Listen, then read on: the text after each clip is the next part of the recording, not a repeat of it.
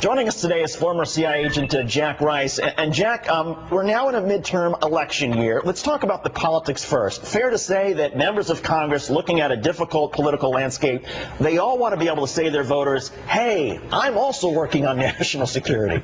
Without question. If we look at the race out of Massachusetts last night, you never thought that these two would bleed together, but in fact they are. Right now, everybody wants to be on TV showing their electorate that I am working on this, I am taking this seriously, you hired me for a reason, watch me work. And that's what they're doing right now. And being able to say that I'm protecting the country usually polls well. Hey, everybody wants to wrap themselves in the flag, left or right. You know that's true. Now let's talk about the content itself. The Obama administration put out a report a few weeks ago about Abdul Muttalib, what happened with him being able to get some training in Yemen and trying to bomb that plane over Detroit.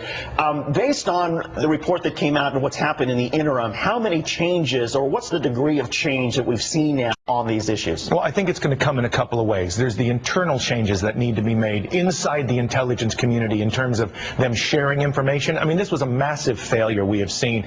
To me, this really was reminiscent of 9/11. That same kind of failure of, we had the information, we just didn't put it together. So there's going to be this shakeup inside national intelligence side, the CIA side, the National Counterterrorism Center side. All of those are going to be looked at very carefully.